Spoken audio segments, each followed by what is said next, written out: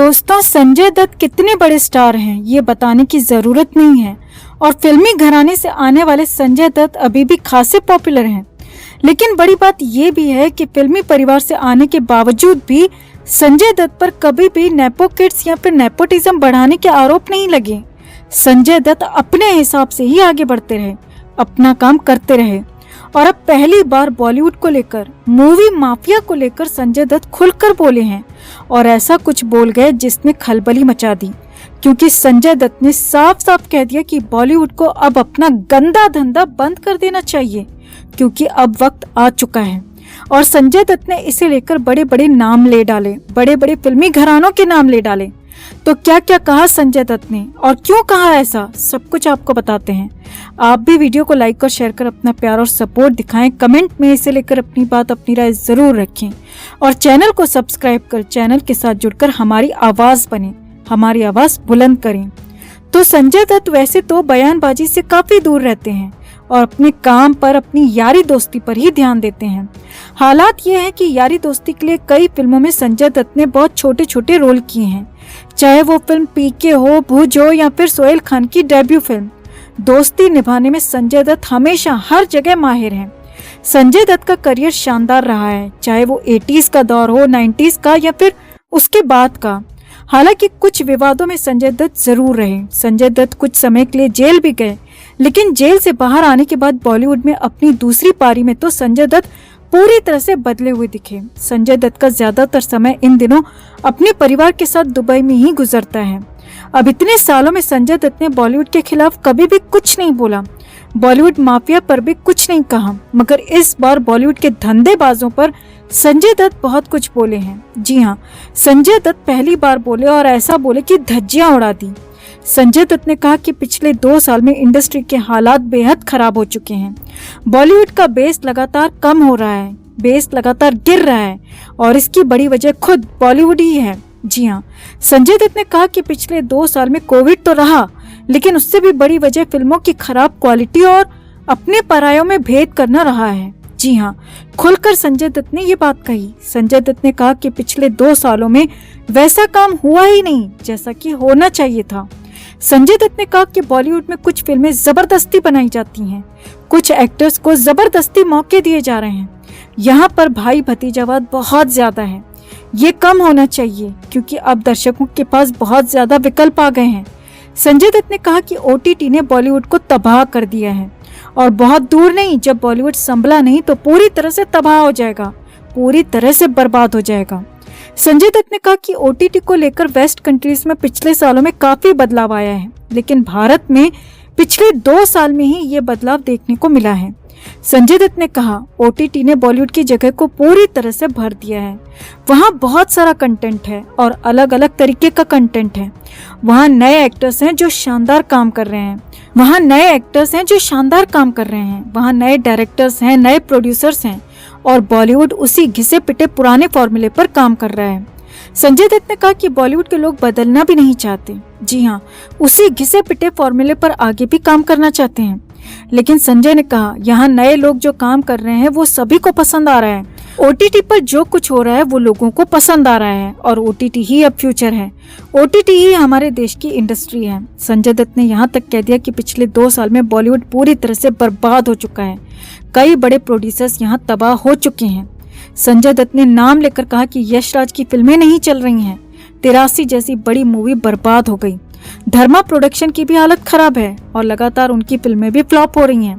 दर्शक उन्हें पसंद नहीं कर रहे हैं और इन लोगों ने अपने काम करने का तरीका, अपने काम करने का अंदाज नहीं बदला तो कुछ सालों में पूरा का पूरा बॉलीवुड बर्बाद हो जाएगा, खत्म हो जाएगा, क्योंकि संभलने के लिए कुछ बचेगा ही नहीं। क्योंकि बड़े बड़े फिल्मी घराने अगर नहीं संभल पाएंगे, नहीं बच पाएंगे तो बाकियों का क्या होगा अंदाजा लगाया जा सकता है। यानी कि संजय दत्त ने नाम लेकर बॉलीवुड के बड़े फिल्मी घरानों की भी धज्जियां उड़ा दी। संजय दत्त ने कहा कि अब बहुत ज्यादा वक्त नहीं बचा है, बॉलीवुड को बदलना होगा, तरीकों को बदलना होगा, नहीं तो दर्शक इतने ज्यादा मजबूत हो चुके हैं कि वो हमको यानी कि बॉलीवुड को ही बदल देंगे, बॉलीवुड को उखाड़ कर फेंक देंगे और OTT पूरी तरह से कब्जा जमा लेगा और हमें भी OTT पर काम करना होगा। हालांकि संजय दत्त ने ये जरूर कहा कि उन्हें OTT पर काम करके बहुत ज्यादा मजा आ रहा है। वो चाहते हैं कि आगे भी OTT पर काम करें, लेकिन बॉलीवुड भी साथ साथ चलता रहे। और अगर बॉलीवुड नहीं बदला, नहीं संभला, तो बॉलीवुड को खत्म होते देर नहीं लगेगी। तो आप संजय दत्त की इन बातों से कितना सहमत हैं दोस्तों? आप भी कमेंट में अपनी बात, अपनी राय जरूर रखें और वीडियो को लाइक और शेयर कर अपना प्यार और सपोर्ट भी जरूर दिखाएं। दोस्तों, लता मंगेशकर के निधन के बाद देश भर में शोक की लहर दौड़ गई है। स्वर कोकिला लता दीदी को याद कर उनके करीबी बॉलीवुड के सेलेब्स और उनके चाहने वाले अब तक रो रहे हैं। बॉलीवुड से लता मंगेशकर का गहरा नाता था। लता ने अपने संगीत से बॉलीवुड में पहचान बनाई ही थी, साथ ही साथ उन्होंने एक्टिंग में भी हाथ आजमाया था। हालांकि लता मंगेशकर का एक्टिंग करियर बहुत अच्छा नहीं रहा था। उन्होंने अपने एक इंटरव्यू में बताया था कि जब वो पहली बार फिल्म में एक्टिंग करने के लिए गई थी तो क्या हुआ था, लता मंगेशकर का पहला एक्टिंग एक्सपीरियंस कैसा था और क्यों वो घर आकर रोई थी। लता मंगेशकर का ये इंटरव्यू जावेद अख्तर ने लिया था। उन्होंने लता से पूछा था कि आपने भी तो एक्टिंग की हुई है, इस पर हमें कुछ बताइए।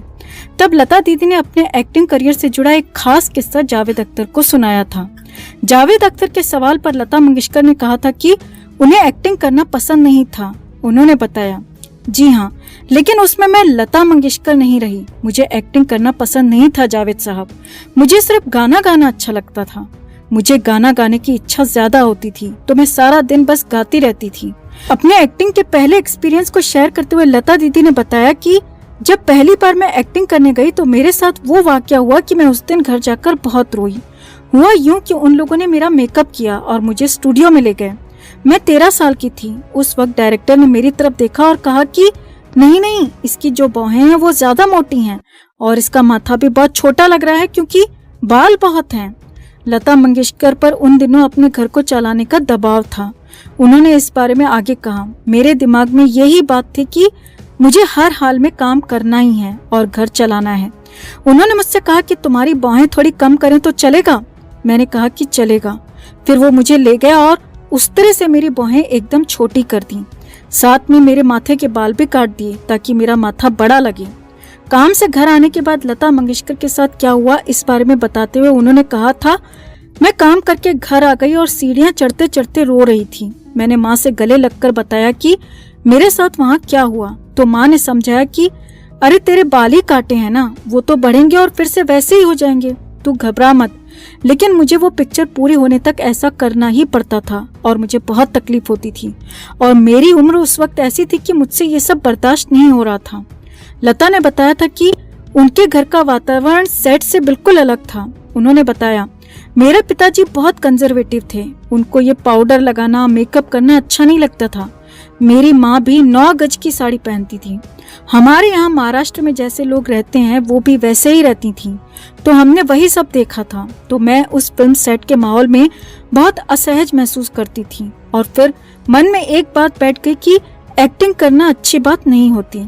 आपको बता दें कि लता मंगेशकर ने कुछ ही फिल्मों में काम किया था और वो भी मजबूरीवश पैसों की तंगी के चलते घर चलाने के लिए। लेकिन इस एक्सपीरियंस के बाद उन्होंने म्यूजिक इंडस्ट्री में कदम रखा और फिर कभी मुड़कर नहीं